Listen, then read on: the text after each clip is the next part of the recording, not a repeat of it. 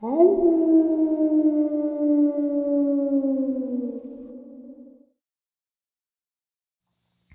greetings and salutations, everyone. I hope everyone is still doing well, and welcome to this night-ending bonus upload.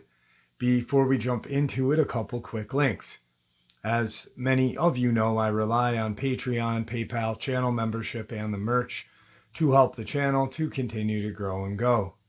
Links to Patreon, PayPal, and channel membership is in the description below. The merch displayed directly under the video. Also, Dogman Frightening Encounters, Volume 1 through 3, the audiobook versions. They were written and researched by Tom Lyons, narrated and produced by me, Jeff Nadolny. Those audiobooks are available on Audible, Amazon, and iTunes, links to which are also in the description as well. And finally, last but definitely not least, if you'd really like to help support the channel to continue to grow and go, simply subscribe. It does not cost a cent. Click the like button, takes half a second. If you don't want to miss out on any of the informative uploads that I put out daily, click that bell icon. And folks, please leave a comment and share the video. Why? Well, because all these things really do help the channel to continue to grow and go. They are 100% appreciated, and they do matter. And now, everyone, I have taken far too much of your time. Let's jump into today's end of the night bonus upload, shall we? Today's first encounter. The experience I am going to share happened when I was 12 years old, so it was the year 2000. I live in central Sweden. My parents had been divorced for a couple years. The day of my encounter, myself and my younger sister were visiting our dad at his farm, where he was raising slaughter pigs for one of the country's largest meat producers. I've always loved animals, and I loved helping out at the farm, feeding the animals, cuddling with the piglets. My dad had built a pig housing just a couple years prior. I'll quickly explain the layout of the building. When you enter through the main entrance, you find yourself at the beginning of a long corridor with 4 doors on the right side, 2 on the left, and 1 door at the end of the corridor leading to the back side of the building. The first door on the right led to an office and staff room. The second door to a storage room. The following 2 doors on the right and the last door on the left led to the 3 what we called pig stables. Called Stable 1, 2, and 3 each, 48 separate pens where the pigs were housed. The first door on the left went to the barn where we stored the food and straw for the animals. The way the farm worked was that we received pregnant sows a week or 2 before they were expected to give birth, and when the piglets were old enough, the sows were sent to other farms to rest for a few months before they got impregnated again. The piglets stayed with us until they were old enough to be sent to slaughter. The day of my encounter, it was a real cold winter day. The ground was covered in a thick layer of snow. The sky was clear. It was a perfect winter day. My sister and I arrived at my dad's place at around lunchtime. That afternoon, we were in the stables helping out with chores. I remember that in Stable 1, we had slaughtered pigs that were maybe a couple months old. Stable 2, we had pregnant sows that were expected to give birth any day. Stable number 3 was empty and had just been cleaned and prepared for a new delivery of pregnant sows to arrive within the next couple of days. I remember my sister being so bored this day because the only thing she liked to do was cuddle and play with the newborn piglets, of which we had none at this time. My dad was in the empty stable number 3 working on a broken gate to one of the pens that had been damaged when the slaughter pigs that were housed there earlier were moved. I had just fed the pigs in stable number 2 when my dad told me that he had found one of the slaughtered pigs injured. It was quite common for them to get injured when they were in the teenage stage of life, trying to establish dominance, and being very eager to be playful. But it was unusual for them to get seriously injured. Usually it was just smaller scratches or bite marks. When he told me that this pig probably had a broken front leg, my heart dropped because I knew there was nothing we could do. and the pig had to be put down to end its misery, and I hated that. It was not often it happened, but when it did, I always started to tear up. I helped my dad to find the injured pig, carried it out through the door to the back side of the building.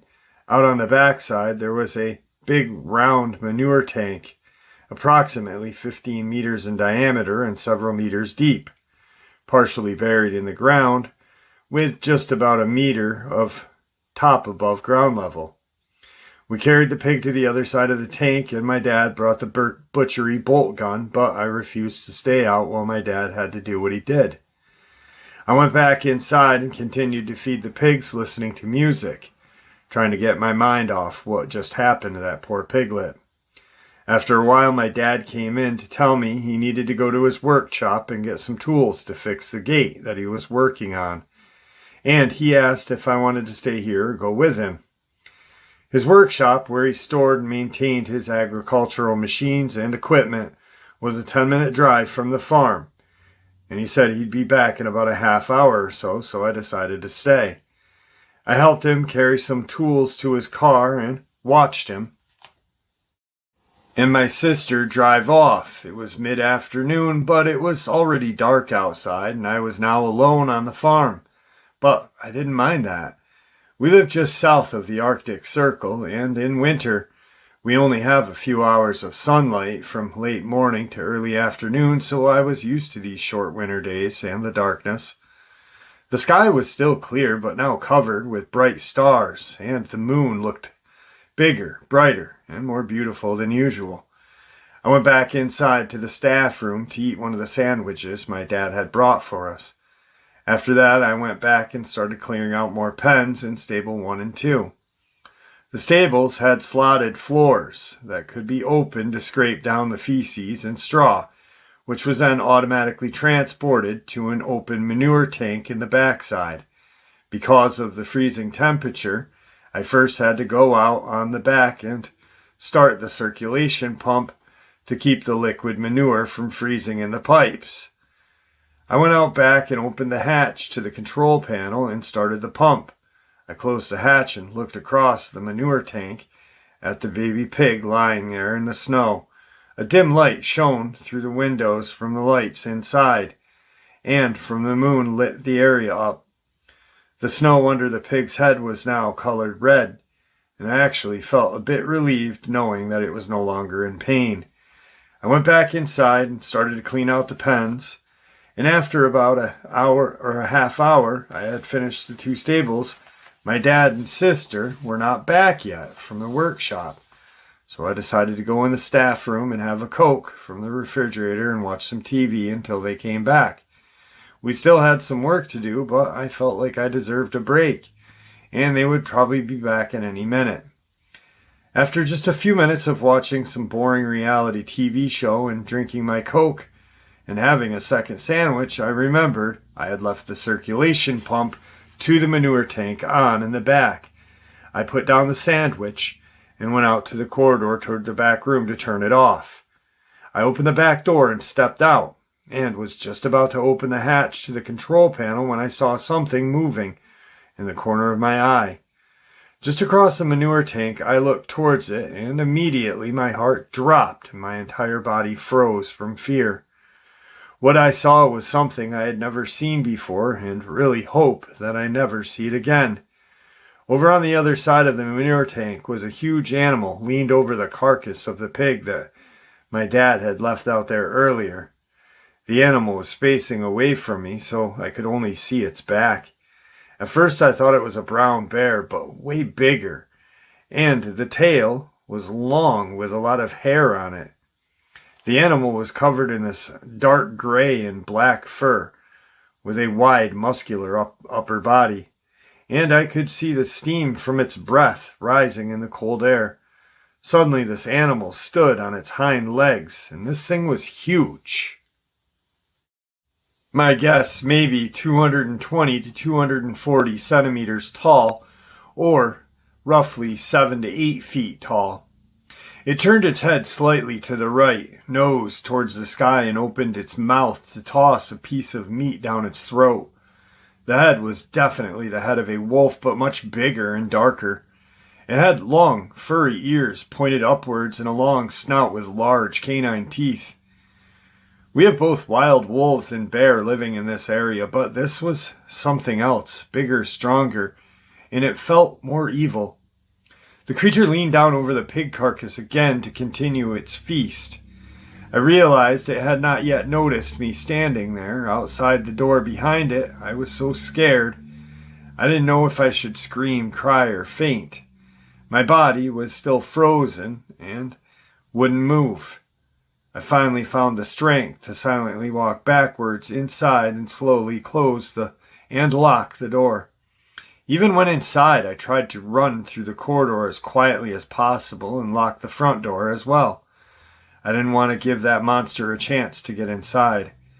I walked back to the door to stable 2, that had windows facing the back side where this creature was. I looked into the stable through the window and the door. The windows on the wall were about 2 meters up from the floor, so I could see the steam from its breath rising in the outside air. Suddenly, some of the pigs saw me through the door window and started grunting loudly. Soon they were all grunting very loudly, as they always do when they see a person, excited and hoping that we had brought food. I looked back at the window just in time to see this creature stand up and turn toward the window. And the sound of the pigs, I could only see the top of its head and its ears when it walked up to the window. I quickly sat down on the floor in front of the door, and now I silently started to cry. I started crawling on the floor back to the staff room to get to the phone and call my dad. Remember, this was 2000, and I was 12. I did not own a mobile phone at the time. I reached the door and realized that there were 2 big windows in the staff room that didn't have curtains or blinds.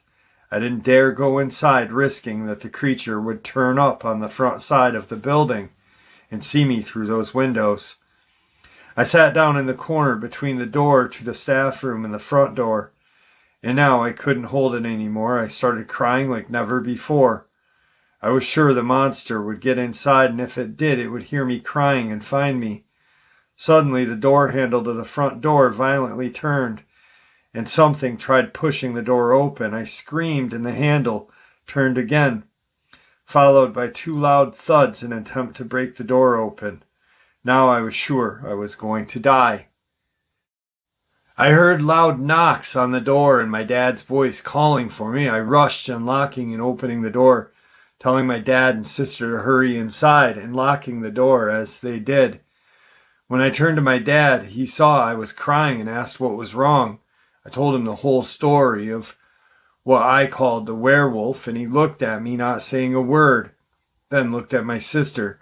He looks back at me and asks if I've done feeding and cleaning the pens, and I nodded. He nods back, thoughtfully looking down at the floor for a few seconds, and then back at us, telling us to rest, telling that the rest of the work can wait until morning, and walks us to the house. In the evening, he went by himself to give the pigs their evening meal. My sister and I watched him from the upper floor of the house as he walked across the yard, hoping that creature would not be hiding in the dark, ready to attack him. I remember him looking all around with a flashlight as he walked. When he came back, I asked him if he had seen the dead pig in the backside. He said he had, or what was left of it. He said it looked like some predator had found it and dragged the rest of it to the forest. After this incident, my dad was very clear that we were not allowed to go outside after dark. As I got older, I've been thinking a lot about that day and how my dad reacted after I told him what happened, followed by strict rules about never going outside after dark. Did my dad know this creature existed, lurking in the forest surrounding the farm? Has he seen it himself? My dad later passed away from leukemia some years later before I had a chance to ask him about it. But I am certain that he knew something about that creature that I saw that day. Today's second encounter. This experience is not mine personally, but was shared with me. The experience was told to me about 10 years ago, but the actual account happened long before the telling. I live in Vancouver Island, a small island located in the Pacific Ocean, just off the mainland of Canada, with just a stone's throw across the border from Washington State. My longtime girlfriend of the time was First Nations, having been raised on the far west coast of Vancouver Island here in British Columbia. We had decided to take a small vacation and spend a relaxing weekend in the small coastal town of Tofino, found on the far west coast of the island. I have many stories about working, living, and strange encounters that I've experienced there, helping to fuel my natural curiosity towards the area, but this one has always stuck with me. At the end of the vacation, we were heading back to our home on the eastern side, and while we were driving through Cathedral Grove, one of the old growth forests left on the island, my girlfriend suggested that we stop into the major town of Port Alberni while passing through. She wanted to stop and see her uncle's family, who she hadn't seen in years since they had all moved from the coastal village inland. I agreed, and after another hour worth of driving in the darkness, by 8 p.m. we found ourselves parked just outside the humble home, just on the outskirts of this small port town. I had never met these relatives before, but on the trip there my girlfriend had proceeded to give me a rundown on her uncle and aunt. After much conversation, it had come to my attention that her uncle was the blood hereditary chieftain of the tiny village in which she was raised in. We walked into a rustic kitchen, which could be entered from the back door of the house to see her Aunt Kathy quaintly baking cookies. She had already removed them from the oven, placed them on a cooling rack, and began introducing herself while ushering us to sit down at the dinner table. After a brief introduction, we had come to discover that none of my girlfriend's cousins were home at the time, being away for a basketball tournament, leaving only her and Arthur there. After some talking between the two, Kathy stood up and loaded a handful of cookies onto a small plate, with an inviting smile while placing the plate into my hands. She asked if I could take the plate of cookies down the hall to the living room where Arthur was watching TV. The two women began discussing about local community powwow and turned their attention from me, and that was my cue to exit. I clutched the circular plate of cookies and walked down the extended dark hallway that led to a large living room that could be entered from the home's front door. Nervously, I tightly gripped that plate of cookies and proceeded to casually enter the living space. There, on the far side of the room, sat her Uncle Arthur, very silent, stoic, watching the news on TV from his dark brown lounge chair. He possessed strong features and tired eyes on a hardened exterior. A man who had not only seen many things, but have lived them as well. I came quietly into the room, setting the plate of cookies onto the barrelwood table that sat between his lounge chair and the couch, and proceeded to introduce myself to him. He asked if I would mind taking a seat at the end of the couch next to him so we could talk. I agreed and sat on the couch seat directly next to the large lounger. He began asking me questions about myself as well as where we had just come from on our vacation to stop by his house, to which I explained we wanted to take a small vacation on the coast of the island for a while to see the village where my girlfriend had grown up. We proceeded to have a wonderful discussion covering many topics associated with the small village where he had been chief for many years. Insightful discussions about raising kids, the local wildlife area, and much more. He seemed to relish the chance to share much of the small village's quiet history with me, and the time in which the family had resided there. Time passed quickly in enjoyment until after a particular conversation we were having about a mountain trail which we hiked when we were at the village a few days prior. Arthur quickly became silent as his look of enjoyment in the conversation changed into one of stoic silence, like the one he possessed when I first walked in. I was completely puzzled by the quick 180-degree turn in his attitude, wondering if I had said something that offended him. He then raised the television remote up from the TV and switched it off. The sound of the crackling fire was the only sound left. At this point, I was stumped as what had just occurred to cause this silent tension. As he leaned forward in his chair, rubbing his strong chin, his eyes returned to mine, where he sternly asked, "Did she take you up the forest trail, the one that goes to the Red Rock?" He was referring to an area close to the village along the river, where a monstrous red stone boulder extended off the top of a small cliff, overlooking the flowing river that the children used to play on hot summer months. I thought through my memories, and I was correct that we had indeed hiked that exact trail. The heavily forested terrain up to the stone in question. Arthur shook his head in a slow, anticipating motion as he let out a deep sigh, pausing for a moment. And then he leaned forward close to me. "Do you plan on going there again?" he boldly asked. I was unsure how to answer, as I wasn't sure of the concept of the question or tone in which the conversation had quickly flipped into. I proceeded to tell him that I indeed had planned to come back for a similar vacation, as the surfing and fishing are great in that part, plus the nostalgia alone for my girlfriend returning to the village of her childhood would make the trip worth it. He took a moment of silence before beginning to speak once more. "I can tell your heart is true. You respect the earth, and that you are good for my niece. I want you to be extremely careful when going into the mountains by way of the river, especially at night," he continued as he sat back in his chair. He removed his armed forces ball cap from his head, giving the thinning hair on his scalp a jostle. At this point, I was stone silent, completely stunned towards what he had just said to me, or as to what could possibly follow his last remark. "It was my duty as chief to give you my blessing in returning to the trail to walk in freely without harm, and to allow you safe passage from the Sasquatch. If you have respect for them and their home, they will mean you no harm." I was completely hooked on every word and found myself needing more clearer answers, asking him what exactly a Sasquatch was.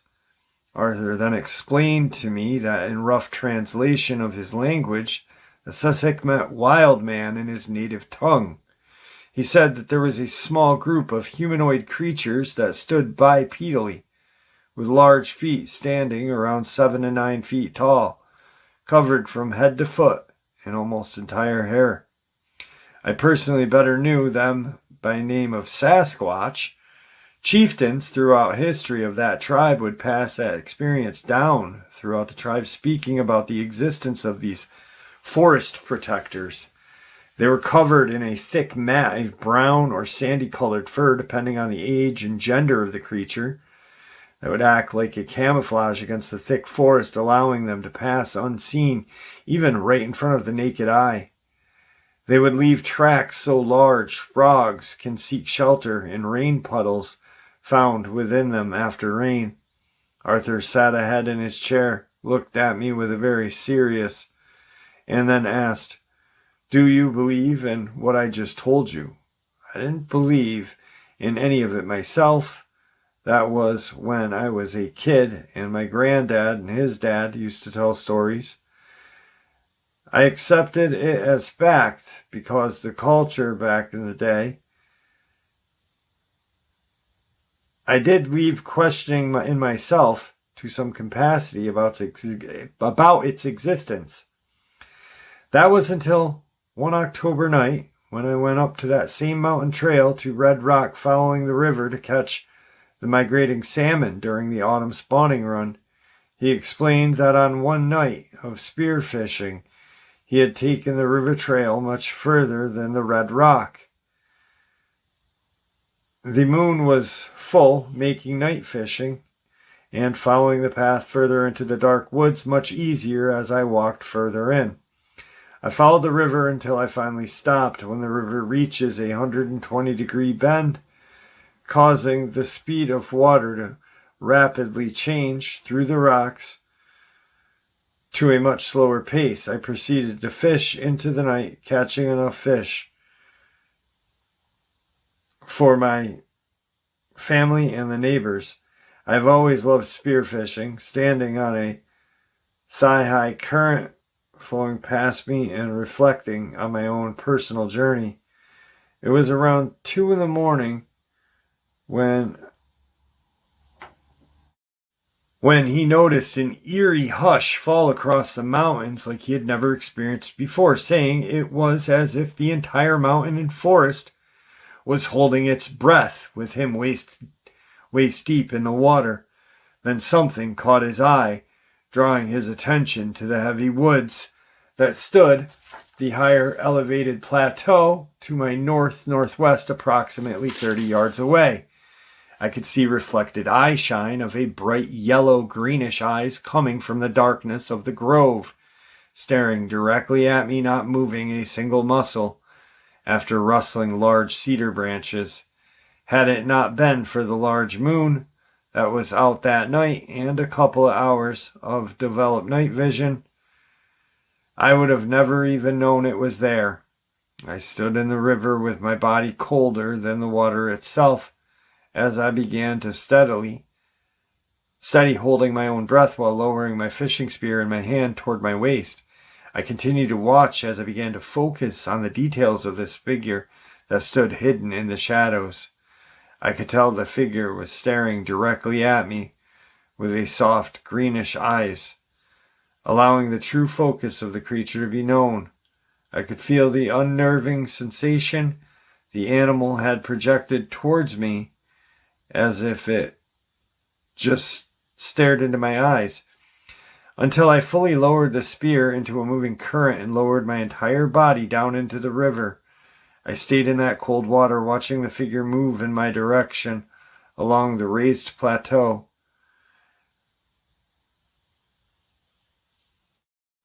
As I could see more of it as it came within 20 yards of me, never making a sound as it moved, I could tell it was a Sasquatch.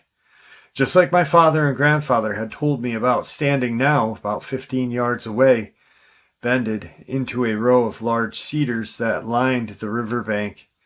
It stood 9 to 10 feet tall and could easily missed among the trunks of the further trees in the darkened texture of its fur as I stared in disbelief with my entire body shaking in the moving river. Looking back on the incident, I am sure it had been near this spot, being the area that bears would normally hunt for salmon during the day with the slowing of the current. I remained still for what seemed like hours in this cold river as I watched the large beast constantly scan up and down the river, trying to locate my presence, all the while cautiously creeping forward, my body shaking and becoming increasingly cold as I was witnessing the truth in words my forefathers spoke with this creature just above me that night, cementing my elders' words deeply within me. In time when I questioned my culture the most, the wind began to blow a strong breeze from the tidal current that proceeded to carry my scent, causing this creature to quickly turn away from me and disappear into the darkness of the heavy tree cover. I quickly stood up, clutching my spear so tightly in my hand, which I was sure I was close to hypothermia at that point, but using the time I had left to fish on the riverbank as an offering and quickly hurried back toward the village. That is when the howling began, blood-curdling screams that still haunt me this day, echoing through the hills from another creature that I had failed to even see. I trekked as fast as I could down that river path and never went back that way ever since, for any reason. I was left speechless when Arthur had finished. No words to the man that wore the seriousness of the story boldly on his face He proceeded to break the silence by continuing, "The Sasquatch is out there, unseen, always watching. So be careful going out there and proceed with only love in your heart for Mother Nature. Respect the forest with its guardians and you will be granted safety. Don't take this story lightly. The Sasquatch is out there watching everything, and if you are in its home, you are the same as any other creature abiding to the laws of nature." Suddenly, a heavy knock frightened me as I quickly flipped my head in the doorway beside me to see my girlfriend and her aunt. "Arthur, are you bothering our guest?" Kathy asked with her arms crossed and a smile on her face as my girlfriend stood behind her, explaining it was time to get back on the road. Arthur answered no and flicked the TV back on.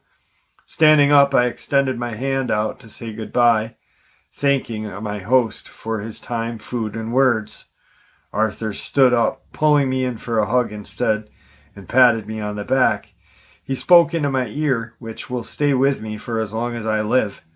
He simply said, "Never forget they are out there, always watching." I thanked the Aunt Kathy for a lovely visit to the couple's home, proceeded to say goodbye, and headed home. Since that day, I have met countless others within the various tribal community, which are located up and down the island through many events, all of which have their fair number of locals that have shared many stories with the population of Sasquatch that call our island forests home.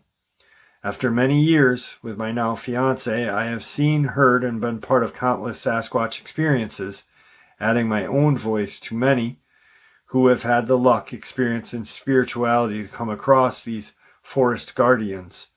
Thank you for hearing the truth. May you all find what it is that you seek, and remember that the Sasquatch is real. And there you have it, folks. I do hope you all enjoyed this night ending bonus as much as I enjoyed sharing it with you. I'd like to thank you all for supporting the channel. After all, it is your support that keeps this channel growing and going, and what gives us all a place and a chance to share our experiences and theories, judgment-free. Everyone is simply treated with the respect that we all deserve. Thank you. Stay safe, happy, healthy, and ever vigilant. Keeping an eye on our children, the most precious gift we could be given, our pets, the greatest alarm system ever, and our family and friends, the ones that mean the most. Share this information with those that you love and care about, and it may just help save their lives someday. And until next time, never stop asking questions, never stop searching for the truth. And God bless you all.